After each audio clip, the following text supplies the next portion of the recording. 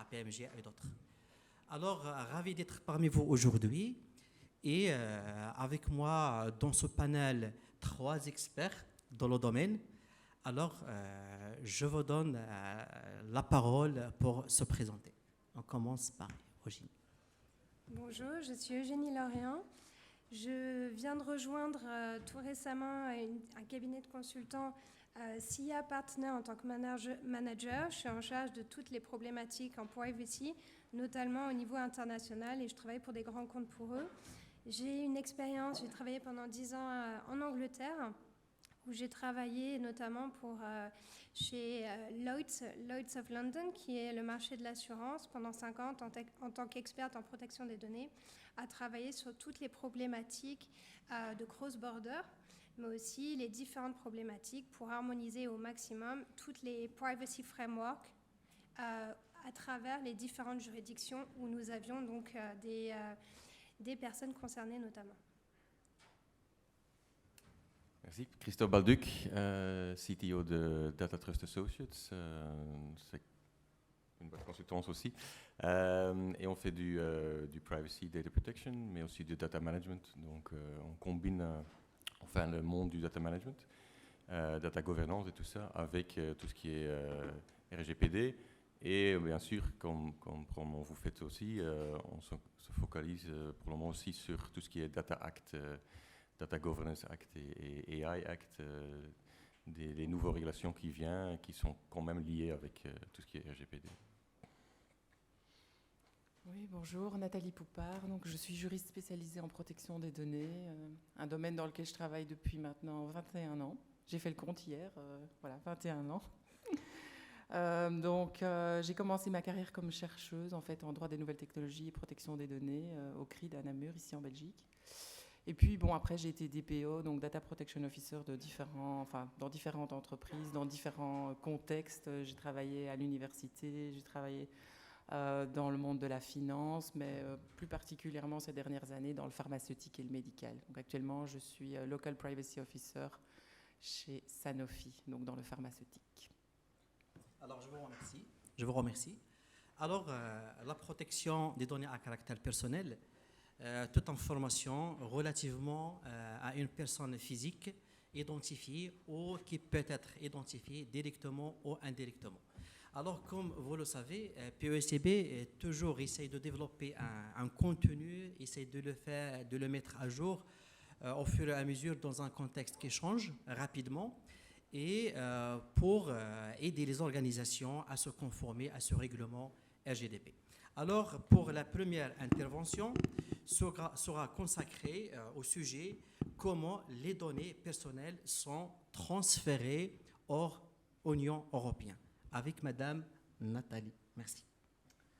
Voilà, donc déjà je vous félicite d'avoir choisi ce panel et ce sujet, qui est quand même un sujet assez compliqué, assez théorique. On en parlait entre nous, on se rend compte que c'est très théorique, que ça peut sembler rébarbatif. Alors ce matin au petit déjeuner, j'ai fait ma présentation à mon mari. Je me suis dit je vais tester avec lui pour voir si j'arrive à intéresser quelqu'un à ce sujet.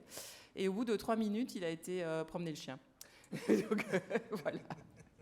Donc on va voir si j'arrive à faire mieux avec vous. Donc ici, en fait, la question qui nous occupe, c'est la question du transfert des données personnelles hors Europe. J'essaye de passer au slide suivant. Non, on fait comme ça. Alors, le contexte, donc, c'est celui-ci. Donc, on est sur un contexte international, global, mondial, où on se rend compte qu'en Europe, on a un niveau de protection des données qui est en principe assez bon. En tout cas, on a un règlement, le RGPD, qui est là pour protéger, pour mettre un cadre et pour obliger finalement les entreprises qui décident de traiter des données et d'utiliser les données des personnes de respecter un certain nombre d'obligations. Par ailleurs, on a prévu un certain nombre de droits pour les personnes concernées. Ces droits doivent être respectés par les entreprises. Donc ça, c'est le contexte. Nous avons, on va dire, un bon niveau de protection en Europe. La Commission européenne a estimé que si une entreprise veut, dans un contexte international, transférer des données hors Europe, et c'est le cas en fait quand on est une multinationale et qu'on fait du business tout simplement, eh bien, on doit le faire en assurant finalement que le pays dans lequel on va transférer ces données va garantir le même niveau de protection. Alors vous voyez sur cette carte qu'en fait, actuellement, donc ça c'est vraiment une carte très récente, on a pas mal de législation qui protège les données en dehors de l'Europe. Et donc suite à ça, en fait, la Commission a dit voilà, il y a plusieurs cas de figure. Le premier cas de figure, c'est que vous allez transférer les données vers un pays qui, en fait, a un bon niveau de protection, parce qu'il existe déjà des lois, et dans ce cas, on va considérer qu'il y a une adéquation, une décision, et alors la Commission, en fait, a listé les pays.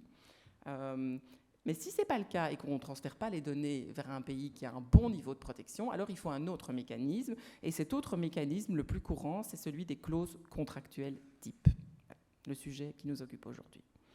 Alors, vous voyez ici sur cette carte, en fait, les pays dans lesquels on considère qu'il y a une adéquation. Voilà, donc si vous faites du business avec ces pays, que vous choisissez, par exemple, un fournisseur de services dans ces pays, eh bien, en fait, on considère que là-bas, il y a un bon niveau de protection parce qu'ils ont déjà une loi en place.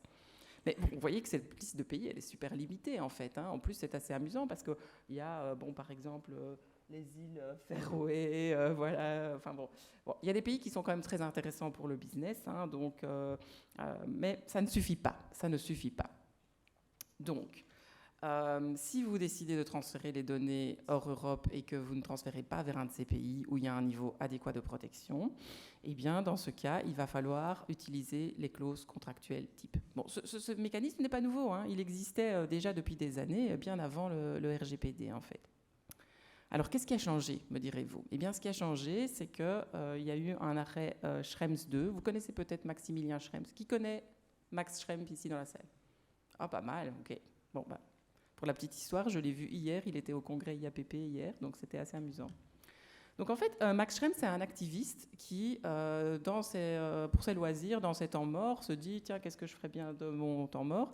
Eh bien, il a décidé de s'intéresser à cette question du transfert de données, et en particulier du transfert de données entre l'Europe et les États-Unis. Et donc, il a remis en cause, en fait, le mécanisme qui permettait, en fait, ce transfert de données vers les États-Unis, qui s'appelait le Privacy Shield. Il y a un arrêt qui est tombé en 2020 et qui a invalidé donc, ce mécanisme de transfert vers les US. Alors, bon, c'était pas très étonnant, on s'y attendait. Donc, suite à cet arrêt Schrems, il y a eu plusieurs éléments qui ont changé, on va dire, dans le monde du transfert des données. Donc, la première chose, je vous ai dit, c'est le fait qu'on a invalidé le régime qui existait, qui permettait le transfert de données vers les US. Donc, c'est quand même pas neutre, parce que vous imaginez bien... Enfin, moi, je vois bien, par exemple, dans la société pour laquelle je travaille, les transferts de données entre les entités du groupe qui sont en Belgique et aux US, on en fait tout le temps, tous les jours. Enfin, voilà, donc c'est fondamental. Donc, voilà, Schrems a invalidé le régime de transfert. Mais au-delà de ça, dans cet arrêt Schrems, il y avait d'autres éléments en fait, qui sont intervenus. Et parmi ces éléments, il est indiqué dans cet arrêt de la Cour de justice des communautés européennes qu'il va falloir dorénavant, quand on transfère des données hors Europe, évaluer la législation du pays tiers. Donc ça, c'est une obligation qui vient s'ajouter finalement au fait qu'on doit mettre en place des clauses contractuelles. Donc c'est ce qu'on appelle les TIA, Transfer Impact Agreement. Donc ça, maintenant, il va falloir faire dorénavant, dans votre entreprise, faire une cartographie de vos transferts de données et évaluer pays par pays, finalement, mais est-ce qu'ils ont des lois en place? Quels sont leurs régimes de protection? Donc déjà, ça, c'est un élément, je pense, important. Dans l'arrêt Schrems, il a indiqué aussi qu'il va leur faire des due diligence de de toutes les compagnies avec lesquelles vous travaillez, là où vous allez transférer des données.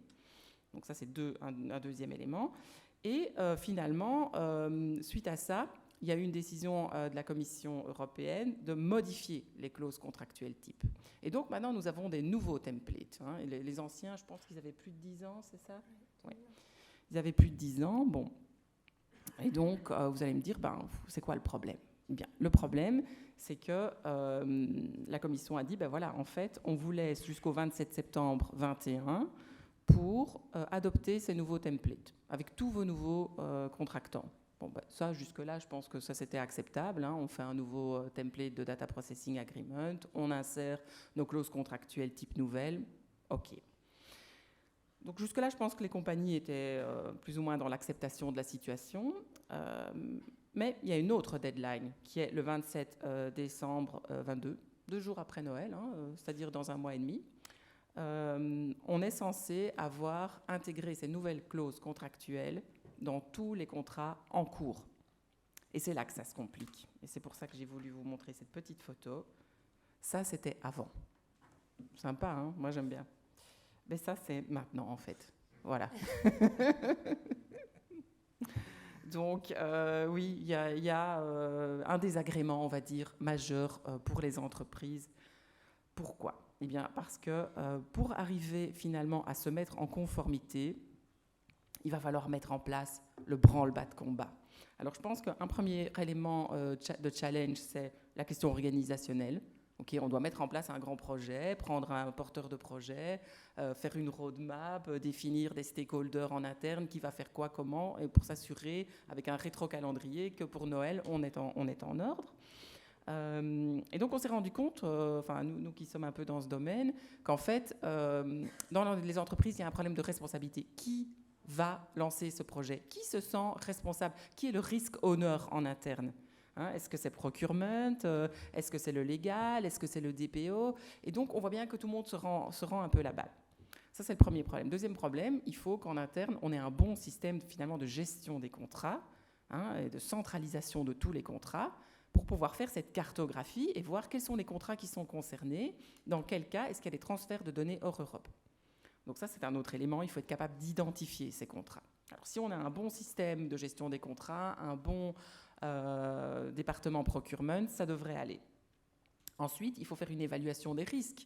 Évidemment, un contrat n'est pas l'autre. Un contrat qui concerne un transfert massif de données sensibles, ce n'est pas la même chose qu'une petite prestation de service pour, je ne sais pas, changer une moquette. Donc, voilà, donc il faut être capable aussi de faire une cartographie des risques et mettre en avant quels sont les contrats les plus risqués pour, évidemment, les aborder en premier. Se pose la question, est-ce réaliste d'être en conformité complète? Moi, j'ai parlé avec pas mal de managers de très, très grosses boîtes qui me disent, non, nous, on sait qu'on n'est pas en conformité. On le sait.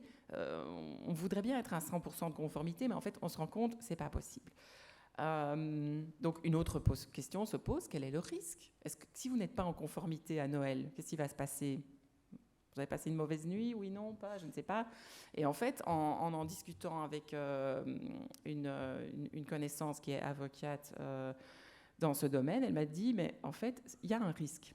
Il y a un risque parce que les autorités de protection commencent à s'y intéresser très sérieusement, notamment en UK et en France, mais pas que.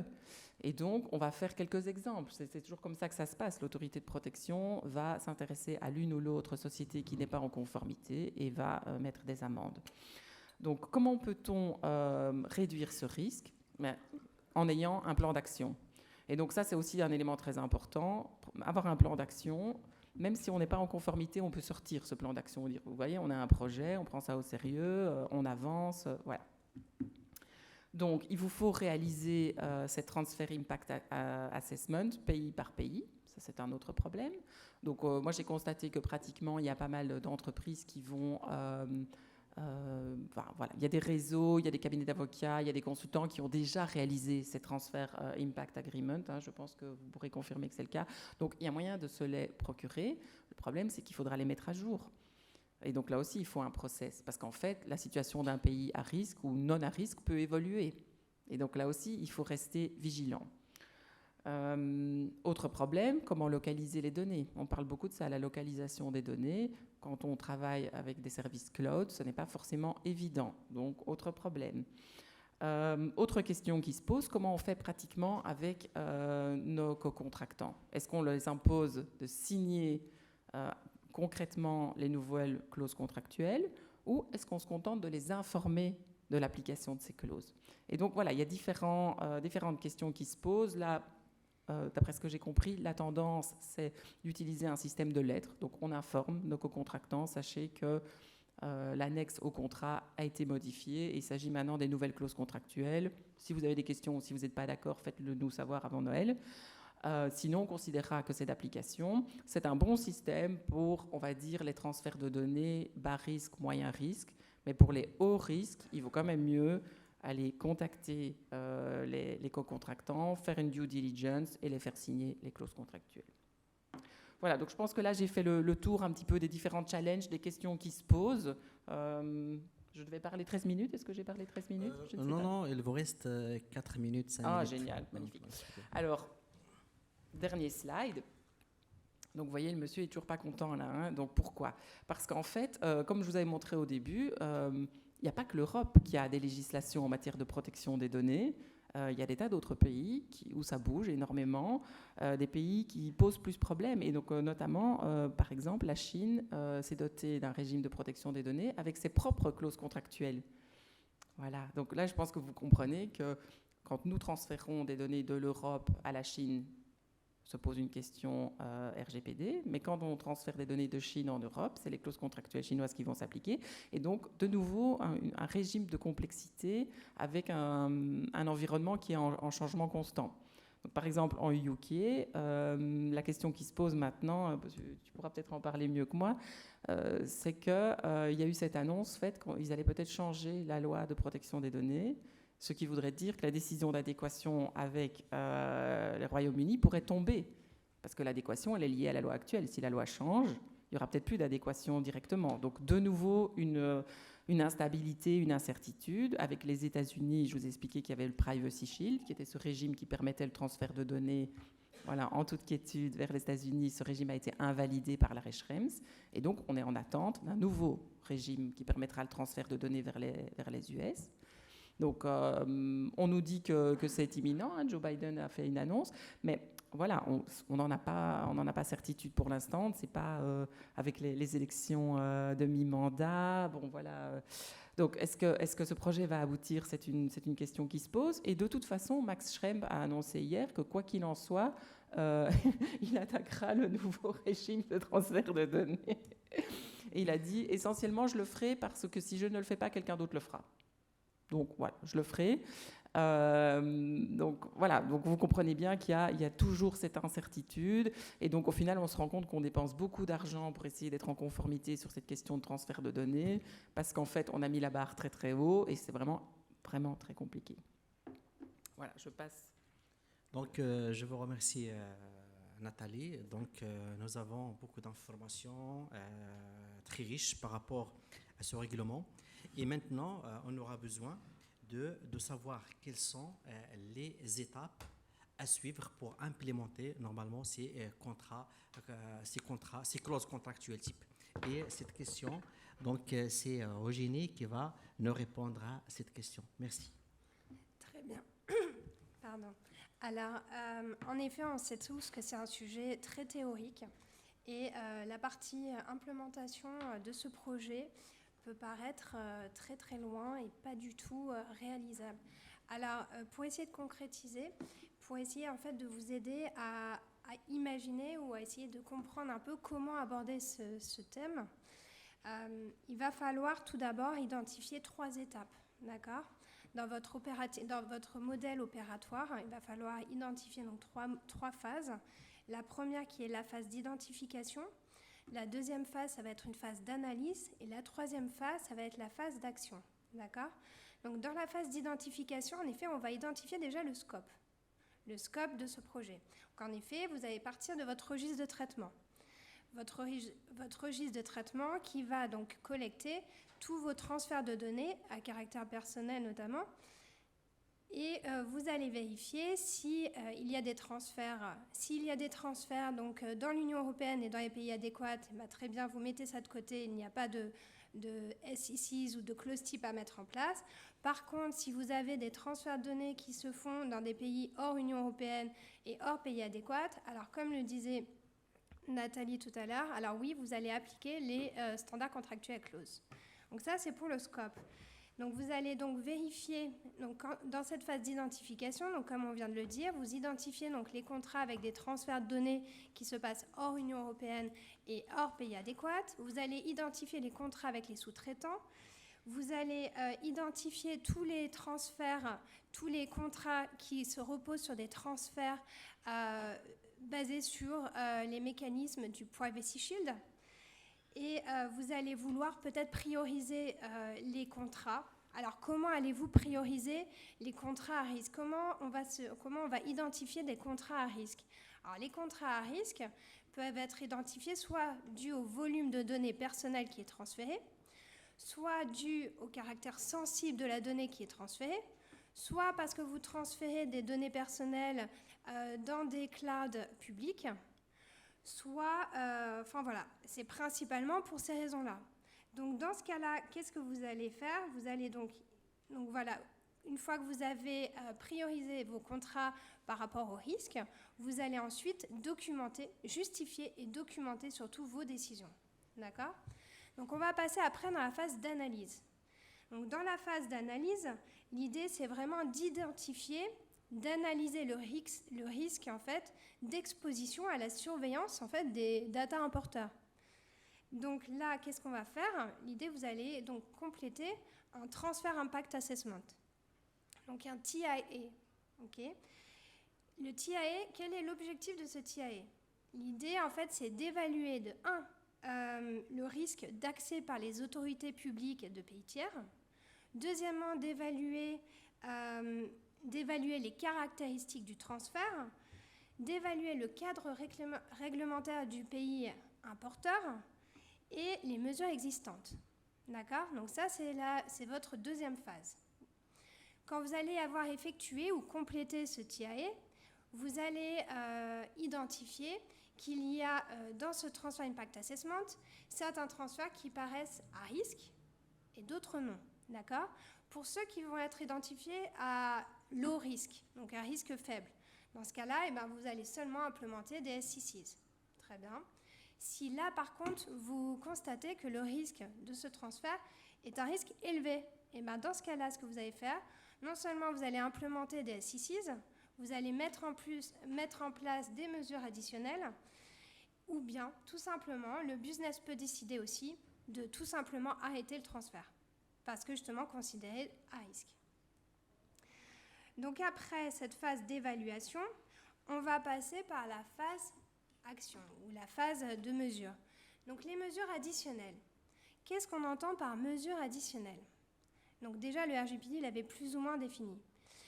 Mais là qu'est-ce qu'on entend exactement? Donc par mesure additionnelle, on entend des mesures organisationnelles.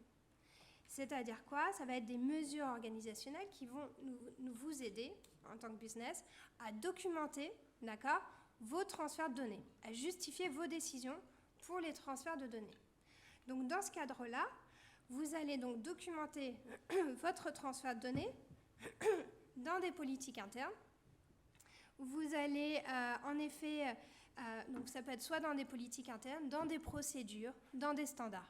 D'accord? Tout dépend de comment vous êtes organisé en interne. L'idée de ces mesures organisationnelles, c'est réellement de favoriser la cohérence dans la protection de vos données à caractère personnel pendant tout le cycle complet du traitement. D'accord? Si je ne suis pas claire ou s'il y a une question, n'hésitez pas, hein, arrêtez-moi. Ensuite, il faut savoir aussi que ces mesures aussi organisationnelles ont un autre but aussi, c'est de sensibiliser le data exporteur, donc celui qui envoie les données, au risque qu'un pays tiers puisse avoir accès à ces données. D'accord? Mais ça le sensibilise et donc on va prendre des mesures techniques. Donc là, on passe à le deuxième type de mesures qui sont les mesures techniques. Qu'est-ce qu'on entend par là? Donc ça va être des mesures qui vont être destinées en fait à fournir une assurance donc raisonnable que les autorités publiques de pays tiers ou de data importeurs, le data importeur situé dans des pays où les autorités publiques pourraient avoir un accès en fait à nos données. L'idée, c'est d'assurer ici que même si ces autorités publiques pourraient avoir un accès éventuel à nos données, eh bien, finalement, ils n'auraient qu'un accès très restreint. Pourquoi? Parce qu'on aurait mis en place le chiffrage de données dans nos transferts et on aurait mis en place peut-être de la pseudonymisation. Voilà. Donc après, voilà en gros les trois phases pour procéder, d'accord, à ce type de projet. Donc après, moi, c'est vrai que j'ai eu l'occasion de travailler sur ces sujets-là, donc notamment pour un grand groupe du secteur bancaire. Donc là, en fait, comment ils s'y sont pris? Ils ont créé plusieurs types de modèles types, d'accord, 4 types de modèles. Et l'idée, c'était qu'en fait, selon que dans un contrat, le data importer était contrôleur ou processeur, ils allaient adapter et prendre le modèle qui serait adéquat à la situation. Après, c'est vrai que j'ai travaillé pendant quelques années chez Lloyds.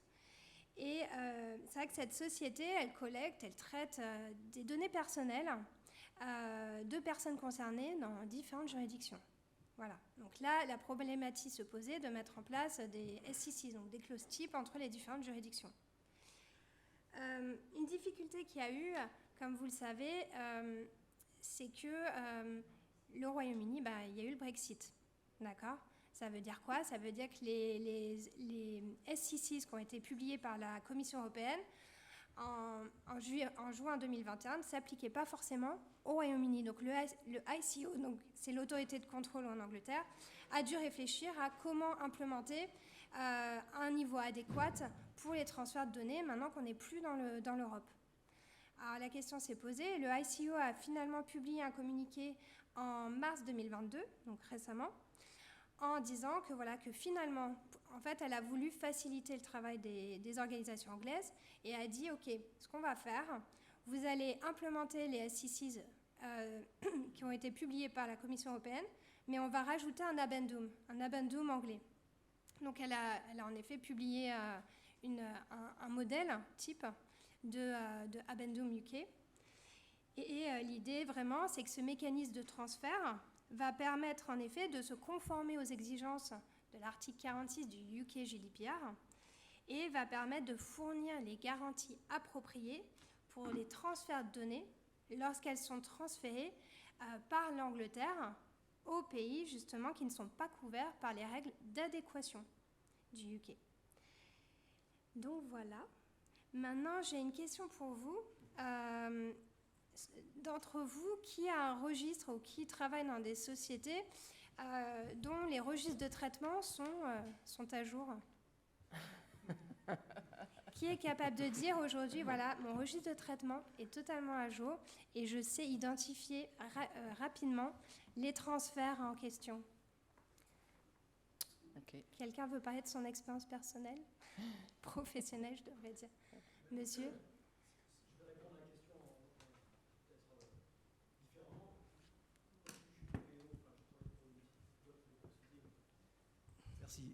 On est DPO, entre autres, pour des boîtes internationales, mais on est basé en Allemagne. Et le problème, c'est que quasiment tous nos clients qui font appel à nos services en tant que DPO, on les aide à mettre en place des data maps, ROPAs, registres de traitement. On insiste, mais on a mis en place des mécanismes. Vous ne pouvez pas imaginer le nombre de fois et de méthodes, d'approches différentes qu'on a mis en place pour complémentariser l'information. On insiste sur le fait que le DPO est là pour seconder l'entreprise, pour monitorer la conformité, mais on n'est pas responsable de cette conformité. Et le problème, c'est que nos clients qui font appel donc à nos services de DPO s'imaginent qu'on est un département externe à l'entreprise, responsable de la conformité. Et le gros problème, c'est qu'en fin de compte, on établit un registre de traitement hyper précis à une date précise, et puis dans les 2 semaines qui suivent, on peut être sûr que ce registre qui est déjà à 80% complet l'est déjà un peu moins au bout de 2 semaines. Au bout de 6 mois, c'est même pas la peine d'y penser. Et le problème, c'est l'état d'esprit et la conception de ce que dans ce cas-là, et donc je réponds à moitié à votre question, la compréhension de ce que fait le DPO, s'imaginer que le DPO va mettre à jour le registre, alors qu'en fait, c'est le business unit qui sait ce qu'ils vont mettre en place comme tierce partie, quels sont les transferts, qu'est-ce qui change, des nouvelles processing activities, tout ça. Donc le problème, c'est que la raison pour laquelle aucune entreprise a un registre à jour, c'est qu'il leur manque le ownership, la responsabilisation par rapport à ce besoin réglementaire. C'est-à-dire qu'ils le comprennent peut-être à un moment précis, ils sont contents d'avoir ça, et c'est un peu comme ce qu'on a entendu tout à l'heure de l'autre côté de la salle pour l'ISO, ils peuvent checker la box, ils ont leur certification ou ils ont leur registre. On aura la session des questions-réponses, d'accord. Alors pour Eugénie, il lui reste seulement 2 minutes, même pas, d'accord, pour clôturer. Donc, alors, vous avez partagé votre intervention avec... Désolé pour la réponse, la question longue. Donc, on laisse la question-réponse. Donc si vous voulez, pour clôturer en 2 minutes. Très bien, en 2 minutes. Oui, c'était pas vraiment une question, plus une réponse que vous avez apportée, et je suis totalement d'accord avec vous. Il y a un vrai problème de partage de responsabilités. C'est en effet un sujet on en discutait juste avant. Pour les grands groupes dans lesquels je travaillais, c'est vrai que le DPO était surtout en seconde line, pas en first line. Après, ça peut être une stratégie business aussi de le mettre en seconde line, parce que justement, il a plus un rôle de conseil et de support. Enfin, voilà, il fait plus de la veille et du contact avec les personnes concernées en théorie. Après, c'est vrai que dans le meilleur des mondes, dans une organisation qui est à jour du RGPD, c'est vrai que le Privacy by Design va aider en effet à la mise à jour du registre de traitement de façon automatisée et plus rapide. C'est-à-dire qu'à ce moment-là, dès qu'il y aura un nouveau produit en place, il y aura déjà eu une checklist préalable remplie par les développeurs. Et voilà, et ça aura créé un registre de traitement. Enfin, il y aura eu un questionnaire mis en place avec, s'il y a des données personnelles, ça aura créé un registre de traitement. Et par là, ça aura créé peut-être une ligne dans le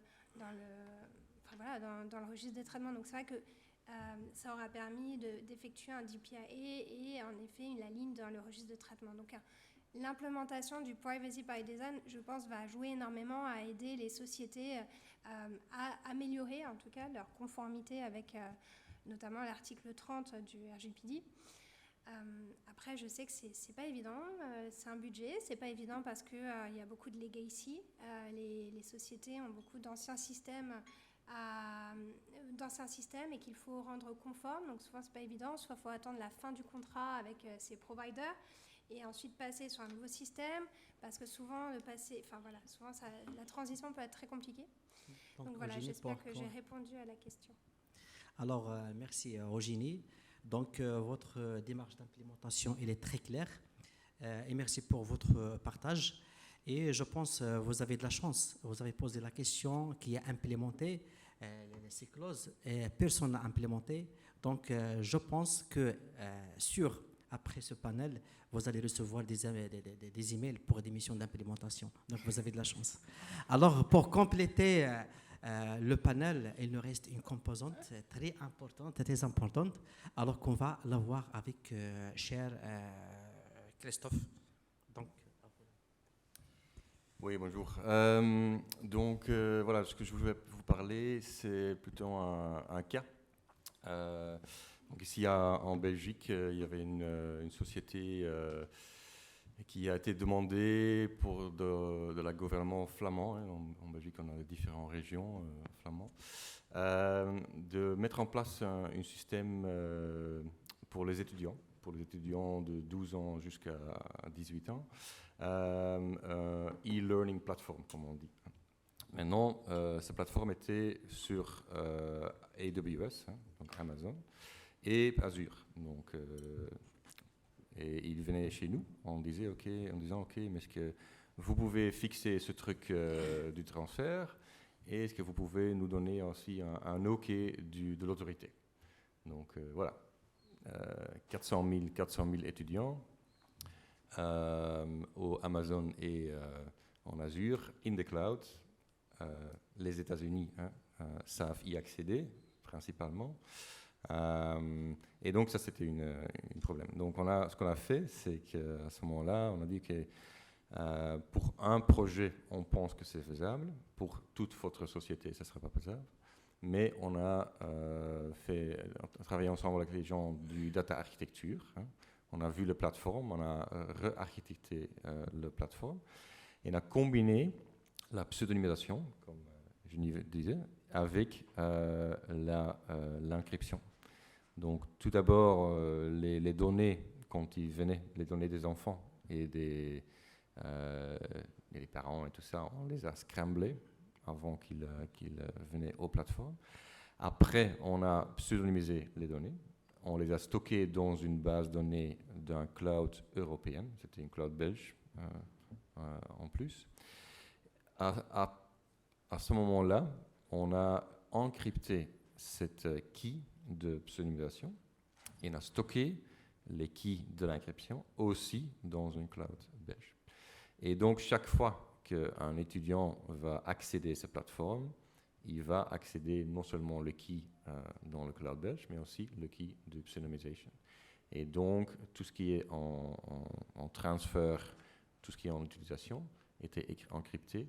On avait des données in the clear, mais seulement quand tu utilisais la plateforme. Et donc, à ce moment-là, on a présenté ça 2 fois à l'autorité. L'autorité va bien sûr jamais vous donner un OK en papier, mais on avait de bonnes discussions. À la fin, on a dit OK, mais ça c'est faisable pour nous. Ce qui est très important pour l'autorité, au moins, enfin en tout cas en Belgique, c'est de leur donner 3 exemples, 3 alternatives. Donc, et le troisième était ce qu'on avait proposé. Donc c'est très important si vous allez implémenter, si vous allez faire des changements techniques, d'avoir, et vous allez les présenter dans une autorité, d'avoir 2 exemples ou 2 alternatives dans lesquelles vous dites OK, mais ça c'est on-prem, ça ne va pas marcher parce que je n'ai pas les données, parce que je n'ai pas les services, parce que ces composants on peut l'utiliser dans le cloud. Et celui-là, public cloud par exemple, ça ne va pas y aller non plus, donc on prend un private cloud par exemple. Et donc ça c'est très important. Je pense que beaucoup de gens entre vous utilisent probablement Office 365. C'est pas faisable de le rendre complètement in sync avec tout ce qui est Schrems et tout ça. Mais théoriquement c'est faisable, pratiquement c'est presque impossible. Je regarde. Ok. Mais pour des projets vraiment spécifiques, on pense que c'est possible. Et ce n'est pas juste du RGPD, c'est aussi du IT, c'est du technique, c'est du data management. Il faut prendre tout ça en compte. Donc c'est vraiment un projet en soi, mais c'est faisable de se mettre en place. Maintenant, comme Nathalie avait déjà dit, voilà, il y a le Executive Order de président Biden. Ça a été lancé il y a 2-3 semaines. Ça prend 60 jours pour que ça soit publié et ce soit actif. On attend dans 6 mois un New Privacy Shield, on espère. Et à ce moment-là, c'est bien possible qu'avec notre ami Schrems, que 6 mois après, c'est annulé de nouveau. Donc, les questions qu'on reçoit de nos clients, c'est que, ouais, mais qu'est-ce qu'on doit faire? Est-ce qu'on doit refaire tous les contrats au moment qu'on a un Privacy Shield, un nouveau Privacy Shield, et après 6 mois, on doit refaire tous les standard contract clauses? On dit non, laisse-le, on verra. Donc, peut-être ajouter le fait que vous pouvez vous baser sur le nouveau Privacy Shield, s'il sera là, et après, on peut voir s'il sera annulé, oui ou non. Donc, la incertitude reste, même s'il y a des actions du parti de la Commission européenne et les États-Unis, surtout le White House. Mais voilà, c'est un monde qui bouge toujours, en tout cas. Voilà. Donc, je vous remercie, Christophe. Alors, on passe à la dernière phase, questions-réponses. Si vous avez des questions. Alors, on commence par la première. Merci. Bonjour, merci pour vos interventions.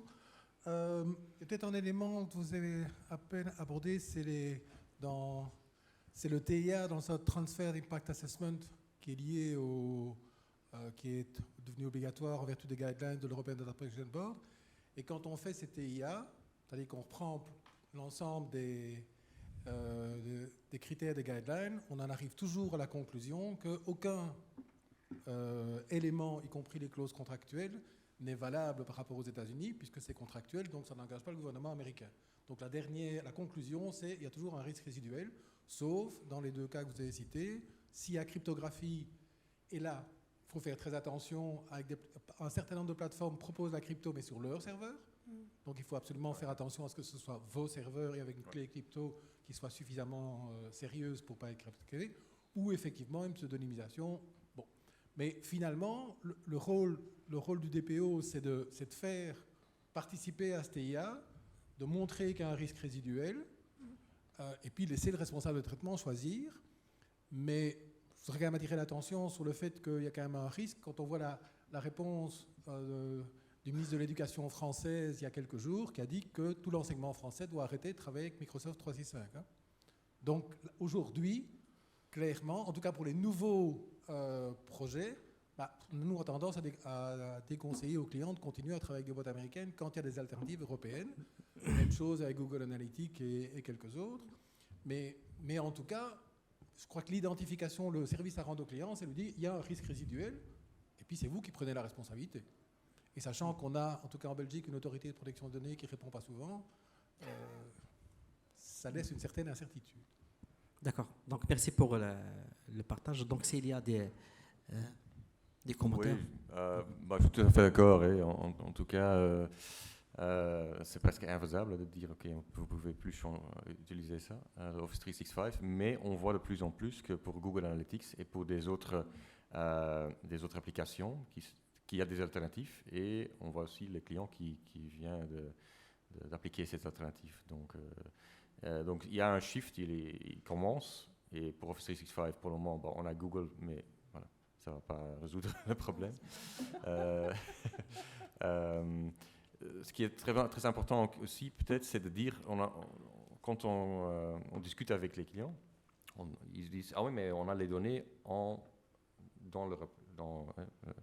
ici en Belgique même. Hein, ils sont stockés ici, mais ça ne fait pas de sens parce que avec le Cloud Act et FISA, ils peuvent l'accéder en tout cas. Donc, location, c'est pas vraiment un truc.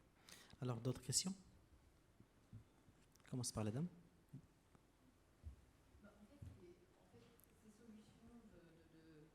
Voilà, c'était par rapport aux solutions d'anonymisation, de cryptage, ça a un coût. Donc finalement, tous les responsables de traitement ne sont peut-être pas en mesure de le faire. Est-ce que justement, par rapport au retour d'expérience que vous avez, vous pouvez nous donner un ordre d'idée de ce coût? Merci. Proportionnellement, voilà. Ça dépend un peu de la grandeur de la base de données et de ce que vous voulez faire. Mais ce qu'on essaye de faire, il y a différents types de résoudre ça. Vous pouvez faire un TTP, Trusted Third Party, ils vont faire tout pour vous. Vous pouvez aussi mettre en place un élément qui va mettre en place l'encryption d'un component applicatif qui va faire tout ça. Aussi, pseudonymization, encryption, masking et tout ça. Ça, pour le coup, vous devez y aller à 60 80 000 par année. Typiquement, le coût, si vous voyez un grand projet, ça peut être 15 à 20% extra. Donc, ouais, c'est beaucoup. Ça dépend de votre infrastructure, bien sûr. Mais c'est comme le monsieur l'avait dit, de dire, OK, mais notre cloud provider est en train il va encrypter, ça ne sert à rien parce qu'ils ont les keys, ça sert à rien. Ouais. Donc, oui. Ça, c'est un peu le... Alors, monsieur. Bonjour, je voulais savoir s'il y avait des régimes spécifiques pour les filiales. Il y avait un traitement spécifique ou c'était le traitement de droit commun qui s'appliquait pour les filiales de groupes européens. Ben oui, il y a les BCR. Ouais. Oui, il y a le Master Service Pardon. Agreement. Ouais, Eugénie. Généralement, avec les filiales, on va utiliser un peu le même concept, mais en fait, l'idée, c'est de rajouter dans chaque Master Service Agreement avec chaque filiale les clauses types. Donc, généralement, c'est comme ça qu'on va résoudre le problème. Enfin, résoudre, c'est un grand mot, mais aider en tout cas ou démontrer notre conformité avec le cross-border, c'est vraiment de rajouter ces clauses types au Master Service Agreement. Entre le data exporter et importer. Après, dans les multinationales, donc par exemple chez Sanofi, on a mis en place les Binding Corporate Rules, les BCR, qui est un mécanisme, c'est un peu comme une charte, on va dire, au sein du groupe qui est validé par l'autorité de protection et qui définit les niveaux de protection pour les transferts de données. Maintenant, les BCR, je vous parlais de coûts, enfin, là, Oui. ça ne se chiffre pas en dizaines de milliers d'euros. Donc, je sais que chez Sanofi, ça a mis plus de 2 ans de consultance et de back and forth voilà, avec l'autorité pour avoir quelque chose qui tient à la route. Et comme ça avait été fait avant le GDPR, il va falloir les refaire. Enfin, en tout cas, les mettre à jour avec les nouveaux termes du GDPR. Donc, ça ne résout pas tout. Ce n'est pas une solution miracle. Et clairement, ça s'applique vraiment pour les grandes et les très grosses multinationales. Je sais que Mastercard l'a fait aussi. Voilà, donc pour une multinationale, par exemple, je travaillais avant chez Bayer, on avait compté le nombre de contrats assignés pour permettre les transferts de données entre entités du groupe. Je ne sais plus combien de contrats c'était, mais c'était des dizaines de milliers de contrats. C'était juste pas possible, en fait. Je me souviens d'avoir vu la carte du monde avec toutes les flèches des contrats qu'il fallait. C'était délirant, quoi. Donc, ça vaut vraiment la peine de l'envisager quand on travaille pour une multinationale. Après, sinon, on oublie, quoi. Donc, voilà. C'est du contractuel, mais le contractuel, ça a un coût aussi. Ça se chiffre en beaucoup d'heures de travail de juristes et les cabinets d'avocats spécialisés en protection des données. Ils ne font que ça à la chaîne, comme à l'usine, des clauses contractuelles type du matin au soir depuis des années. Donc, là aussi, il y a une question à se poser. Est-ce pertinent? Est-ce qu'on n'a pas mis la barre un peu trop haut? Juste un point. Oui, bien sûr. La difficulté, je pense, du Binding Corporate Rules, déjà, elle se pose parce que moi, je travaillais pour des grands groupes. Ils n'ont pas voulu partir sur cette voie-là, tout simplement déjà parce que, comme le souligne Nathalie, ça peut prendre même en Angleterre. C'est les mêmes délais. On est à peu près sur un délai de 2 ans pour pouvoir avoir ces Binding Corporate Rules approuvés par l'autorité de contrôle. Après, passer par les SEC par une méthode plus simple, en effet, l'identification des contrats peut être complexe. Le point que je voulais faire dessus, c'était... après, ce qui peut être intéressant aussi, c'est si vous parvenez à identifier... Oui, voilà. Une des difficultés du Binding Corporate Rules, c'est qu'en fait, c'est que vous alliez devoir harmoniser toutes vos privacy frameworks à travers toutes les filiales. Et ça peut être une difficulté. Je sais que moi, j'ai travaillé pour un grand groupe dans le secteur bancaire et c'était une difficulté, c'est-à-dire qu'ils n'avaient aucune connaissance des règlements dans les pays locaux, pas de privacy champion sur place. Donc voilà. Donc pas de registre de traitement. Ouais, voilà. Et ils n'en veulent pas non plus. Donc voilà. Ouais. Oui, ça ne résout pas tout, on est clair. Ouais. Alors, on passe à la dernière question. La dernière question. Plus de questions? Pas de questions? Ok. Alors, monsieur. D'accord. Merci. Oui, à l'origine de tout ça, donc il y a l'activisme de M. Schrems et peut-être d'autres aussi. Quels sont leurs arguments fondamentalement? C'est-à-dire, est-ce que tout ce qui est fait dans ce que vous nous décrivez, ça répond à la critique qu'ils ont, ou est-ce que c'est toujours une espèce de fuite en avant dont on se demande si ça ne va pas fournir Oui, ce qui dérangeait Max Schrems au plus haut point, c'est le fait, effectivement, c'est ce que tu expliquais tout à l'heure, la possibilité pour les organes étatiques d'accéder aux données, en fait. Hein, si j'ai bien, si je ne me trompe pas. Donc ça l'énervait. Oui, il y a l'idée sous-jacente qu'on peut empêcher un organisme étatique d'accéder à des données. Il faut un cadre, il faut de la proportionnalité, il faut respecter l'intégralité du GDPR, tous ses principes, transparence, proportionnalité, etc. Et effectivement, ça tu l'avais expliqué aussi, hein, donc on est dans un contexte maintenant qui est super compliqué avec les projets cloud, avec combien de stakeholders, de sous-traitants, de sous-sous-traitants, voilà. Donc il y a une opacité, ça complique tout, mais bon, ça c'était l'idée de Schrems à la base, je pense, et ce qui le dérangeait le plus, c'était ça, ouais. C'est un activiste, comme vous dites. Hein. Puis un point que je souhaiterais rajouter, c'est que pour avoir travaillé sur les transferts de données entre l'Angleterre ou l'Europe et la Chine en soi, dans leur guidance, dans leur régulation plutôt, je devrais dire, l'autorité publique a un vrai droit d'accès aux données. Hein. Donc c'est pour ça que l'idée des SECs, des nouvelles SECs, c'est de restreindre au maximum, en tout cas, leur accès. Donc en passant justement par des méthodes, des mesures techniques, telles que l'anonymisation, pseudonymisation, ou le chiffrage de données. Alors que tout le monde met ses petites vidéos sur TikTok quand même. Hein. Ouais. Alors, s'il vous plaît, avant de clôturer le panel, quel message, quelle phrase voulez-vous passer au public? Alors, hier, j'étais invitée chez Google. Il y avait une petite causerie pour clôturer la conférence. Et il y avait le Chief Privacy Officer de Google qui était là et qui nous a expliqué que c'était la priorité de Google, du groupe, la privacy, qu'ils en mangeaient matin, midi et soir. Que quand il allait au board, avant, il avait 3 minutes et il n'avait pas le temps d'expliquer. Et que maintenant, il était vraiment pris au sérieux. À voir, hein. Message d'espoir, peut-être. Christophe. Ouais, je pense qu'il y a des solutions. Donc ça, il y a des solutions, pas pour tout, mais si vous avez des projets spécifiques, pour le moment, il y a des solutions. Le coût va être un peu plus grand. Mais on voit que le monde information security, le monde data et le monde RGPD se mettre ensemble. Donc, pour le moment, on parle encore du RGPD. Dans 2-3 ans, à mon avis, on va parler d'une sorte de schème qui met tout ça ensemble. Voilà. Dans la même lignée, je rajouterais qu'en fait, c'est vrai qu'on s'intéresse beaucoup au transfert de données personnelles. Moi, il y a un autre thème qui m'intéresse en effet aussi, c'est le transfert des données non personnelles.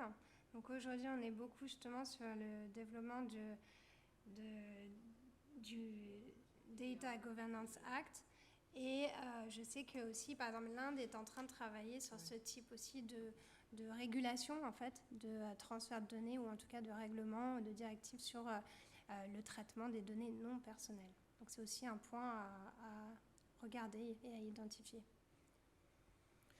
Merci Eugénie. Donc merci chers panélistes. Donc et au nom de chers panélistes et au nom de PECB, je vous dis merci pour votre présence, votre participation à ce panel. Je vous souhaite bonne continuation avec les conférences et on vous donne un rendez-vous lors de la pause s'il y a des questions, s'il y a des échanges. Merci.